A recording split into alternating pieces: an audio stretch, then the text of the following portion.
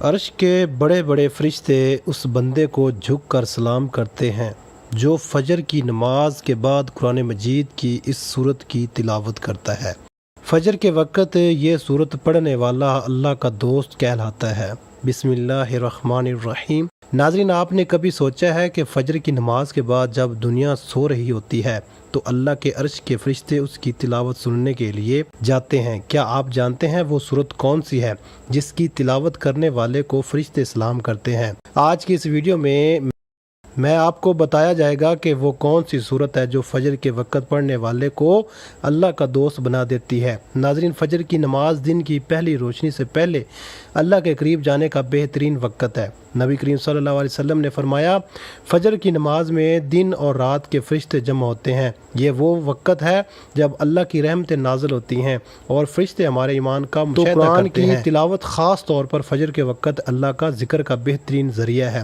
اللہ تبارک و تعالیٰ نے فرمایا، بے شک فجر کا قرآن جو مشہور ہے کہ جب کوئی بندہ فجر کے وقت قرآن کی تلاوت کرتا ہے تو اللہ کے عرش کے فرشتے اس کی تلاوت سنتے ہیں اور اس پر سلام بھیجتے ہیں۔ یہ وہ وقت ہے جب فرشتے ہمارے لیے استغفار کرتے ہیں اور اللہ سے ہماری مغفرت کی دعا کرتے ہیں۔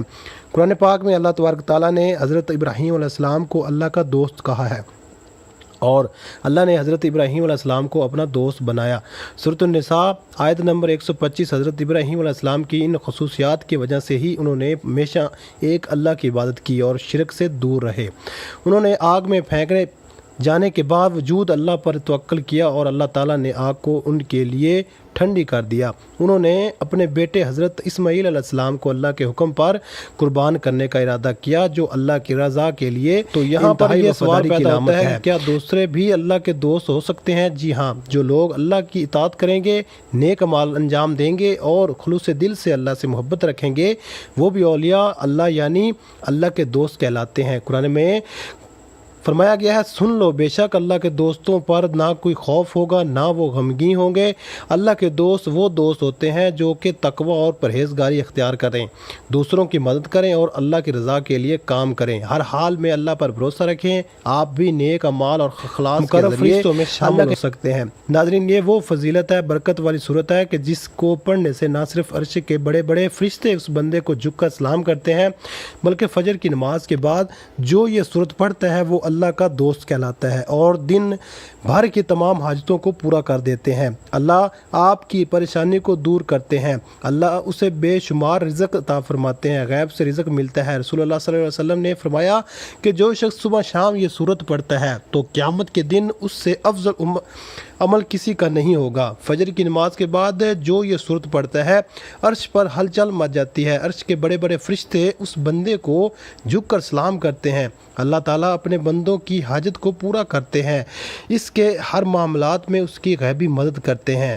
اس کے منہ میں سے نکلے ہوئے ہر لفظ پر اللہ تعالیٰ کن لکھ دیتے ہیں۔ کن کا مطلب ہے ہو جا، یعنی اگر کسی کام کو کرنے کا ارادہ اللہ تبارک تعالیٰ کرے تو اللہ تبارک تعالیٰ اس کام کو کن کہتا ہے، تو اللہ تبارک تعالیٰ کے حکم سے کن کہنے پر وہ کام ہو جاتا ہے۔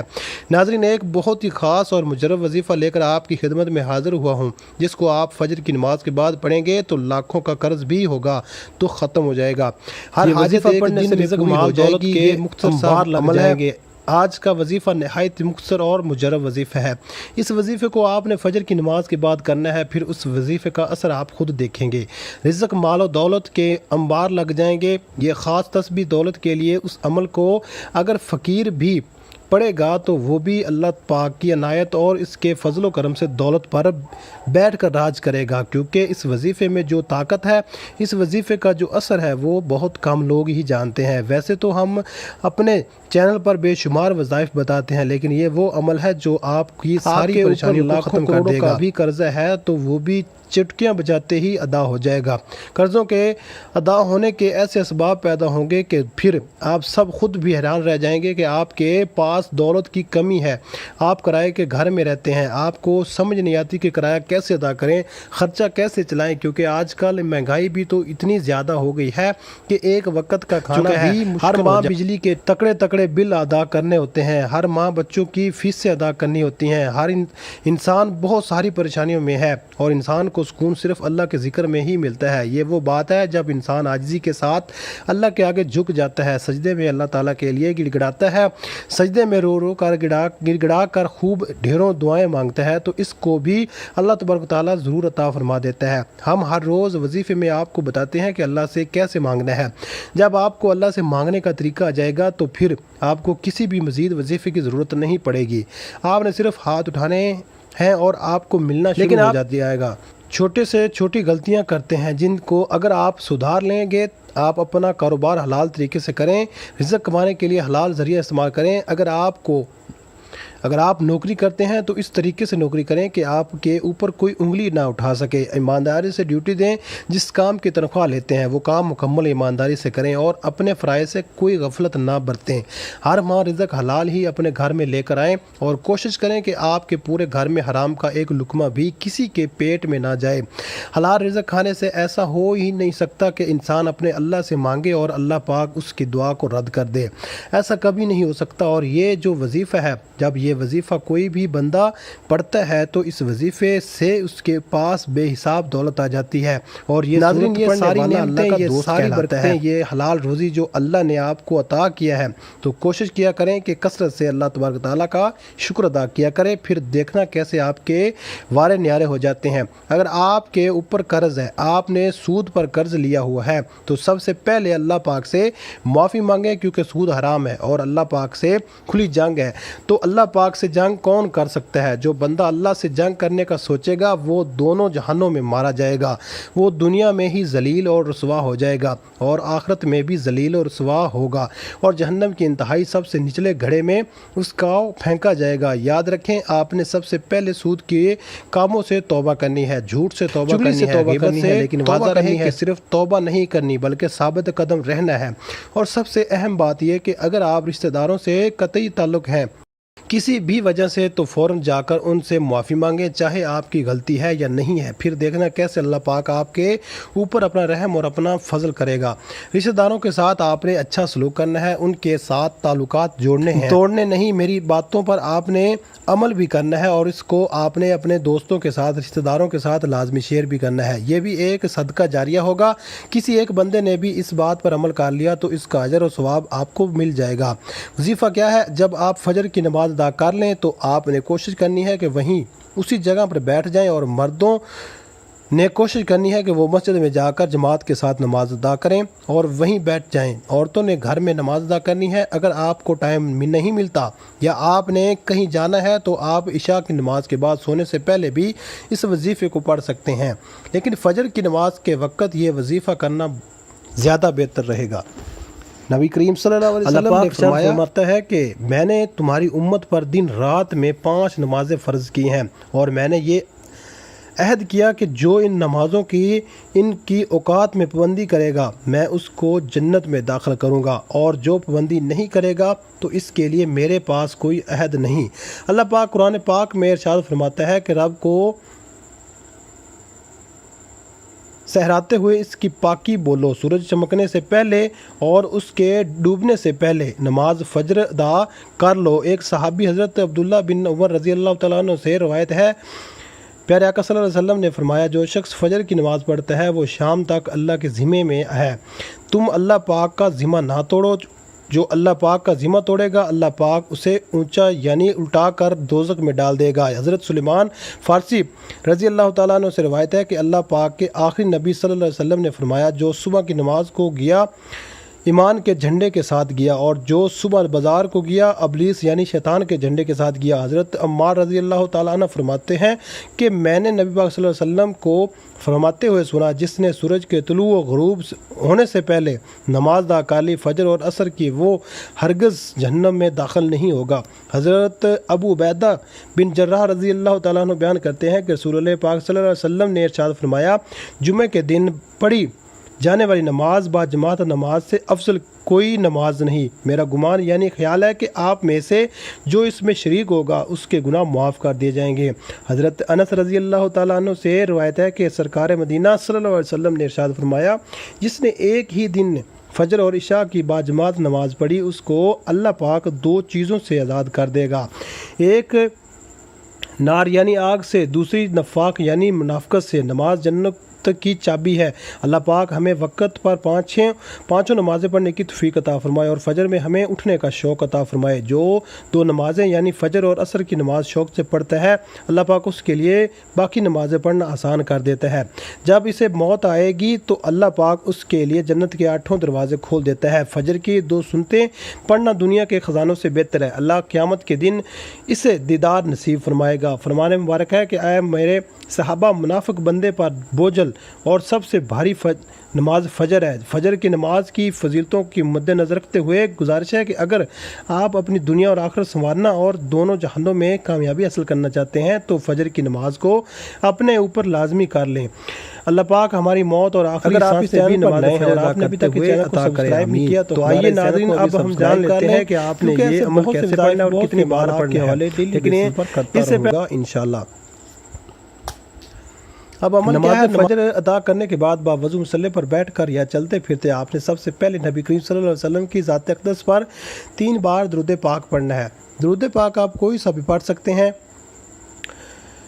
آپ صلی اللہ علیہ محمد پڑھ لیں یا صلی اللہ علیہ وسلم پڑھ لیں، آپ نماز والا درود ابراہیمی پڑھ لیں تو سب سے بہتر ہے، یہ آپ کی مرضی ہے۔ درود پاک کو آپ نے اچھے طریقے سے پڑھنا ہے۔ نبی پاک صلی اللہ علیہ وسلم کے پاک فرمان کا مفہوم ہے کہ جو شخص مجھ پر 1 مرتبہ درود بھیجتا ہے اللہ تعالیٰ اس پر 10 رحمتیں نازل فرماتا ہے، اس کے 10 گناہ مٹا دیتا ہے اور اس کے 10 درجات بلند کر دیتا ہے۔